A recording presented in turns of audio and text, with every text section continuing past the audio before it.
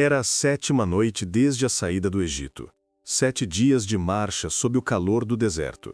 7 noites sob o guia de uma coluna de fogo que pairava acima deles como uma presença viva. Milhões de pessoas, homens, mulheres, crianças, rebanhos inteiros se movimentavam pela areia em direção ao desconhecido, levando consigo ouro e prata que os egípcios, tomados de terror pela última praga, haviam entregado apressadamente. Mas a alegria da libertação duraria pouco, porque naquela 7ª noite, quando os israelitas descansavam à beira do Mar Vermelho, uma notícia viajava rapidamente. O faraó havia mudado de ideia. "Perdemos nossos escravos", havia gritado o faraó em palácio, observando os campos vazios, os teares parados, as pedreiras silenciosas. Toda a mão de obra que havia alimentado o Egito desaparecera. E com ela, a riqueza, o poder, a superioridade que o reino havia gozado por séculos. Rapidamente, o faraó convocou seus generais. Preparou seus carros de guerra, não alguns, mas 600 dos melhores carros da guerra egípcia, cada um puxado por cavalos velozes, cada um tripulado por soldados experimentados. Preparou seu exército inteiro, aquele que havia conquistado cidades, que havia vencido batalhas, que era o símbolo vivo do poder egípcio. E assim, a coluna egípcia partiu em perseguição. Os israelitas estavam descansando quando os viram. A poeira primeiro, uma nuvem amarela subindo no horizonte, depois os sons, o rangido das rodas dos carros, o relinchar dos cavalos, os gritos dos guerreiros, e finalmente a silhueta aterradora, o exército do faraó, implacável, se aproximando. O pânico tomou conta do acampamento. Os homens gritavam, as mulheres puxavam as crianças, os anciãos olhavam para o céu em desespero, porque havia apenas um caminho, o mar. E diante deles, entre eles e o exército que se aproximava, havia apenas água, profunda, vasta, impossível. E os israelitas, com o medo transformando suas vozes em gritos histéricos, se voltaram para Moisés com acusações. "Por que nos trouxeste aqui para morrer no deserto? Não havia túmulos no Egito. Era melhor sermos escravos vivos do que morrer aqui." Mas Moisés permanecia calmo. Havia algo nele que havia se transformado através dos encontros com Deus, uma confiança que transcendia o racional. Levantou a mão e silenciou o povo. "Não temais, permanecei firmes e vede a salvação do Senhor que ele vos fará hoje, porque os egípcios que vedes, nunca mais vereis." Era uma promessa impossível. Era irracionalismo no contexto de racional terror. Mas era também fé pura, a fé de um homem que havia visto Deus manifestar seu poder 10 vezes, que havia assistido pragas devastarem uma nação inteira, que sabia que o poder divino transcendia qualquer poder terreno. E então Deus falou: "Por que clamas para mim? Dize aos filhos de Israel que avancem, e tu, levanta teu cajado e estenda tua mão sobre o mar." Não era uma sugestão, era uma ordem: avançar, aproximar-se da morte, caminhar em direção à água e confiar que Deus faria o impossível. Moisés virou-se para o povo: "Caminhai, caminhai para o mar." E assim começou a marcha. Milhões de pessoas, cada um carregando seus medos, seus questionamentos, seus filhos pequenos, seus animais, marchando em direção àquele que seria sua morte certa ou sua salvação eterna.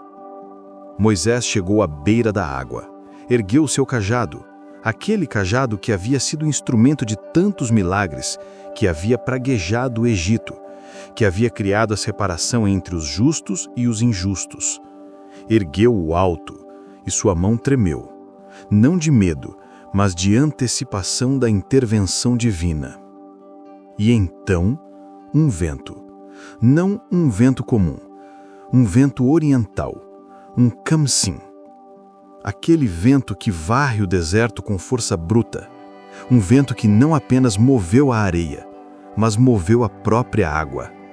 As ondas começaram a recuar, começaram a se afastar, começaram a se dividir. Quanto tempo levou? A Bíblia diz que foi toda a noite.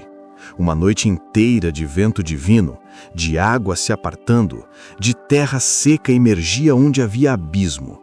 Uma noite em que o impossível se tornou realidade cotidiana. E quando a manhã começou a chegar, quando as estrelas desapareceram lentamente e o céu começou a se tingir de azul, havia um caminho seco através do mar. Paredes de água se erguendo de ambos os lados, água vertical, suspensa pela vontade divina, criando um corredor de segurança onde havia sido morte certa.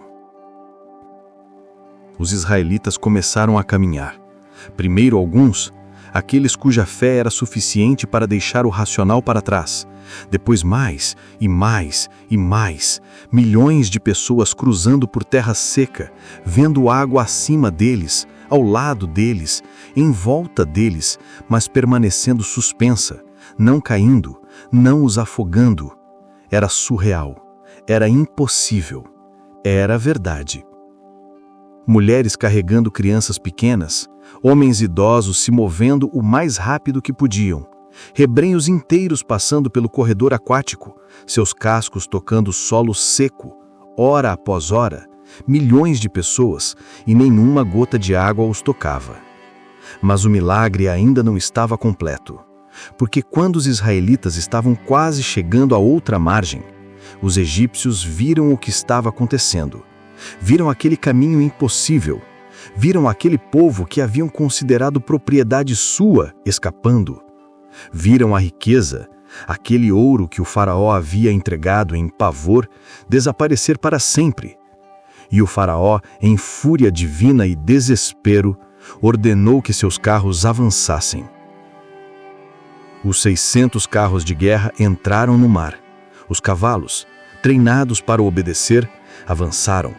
Os soldados egípcios, confiantes em sua superioridade, marcharam para aquele corredor impossível. Mas a escuridão e a coluna de fogo que havia guiado os israelitas agora se posicionou entre eles e os egípcios, criando uma barreira. Os egípcios não podiam ver à frente deles, não podiam ver o caminho. Apenas podiam ouvir o rugido do vento, o roar invisível daquele poder divino que o cercava. E então, quando os últimos israelitas estavam saindo, quando os pés do último refugiado tocavam a areia seca da margem oposta, Moisés ergueu seu cajado uma segunda vez, e a ordem divina ecoou: estenda a tua mão sobre o mar. E assim aconteceu. As paredes de água, que haviam sido suspensas como um milagre da natureza sob o comando divino, desabaram. Não gradualmente, não lentamente. Caíram. Toda a massa de água que havia sido apartada durante horas retornou de uma só vez, sobre os carros egípcios, sobre os cavalos, sobre os soldados, sobre o faraó e sua guarda. A água os engoliu completamente. Não houve sequer um sobrevivente. Nenhum soldado egípcio saiu vivo daquele mar. Nenhum carro de guerra flutuou à superfície. Nenhum cavalo escapou. Toda a máquina de guerra egípcia, a força que havia mantido um império inteiro, foi simplesmente eliminada, dissolvida, retornada à profundidade.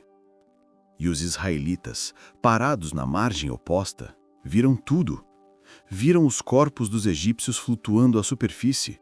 Viram a destruição completa.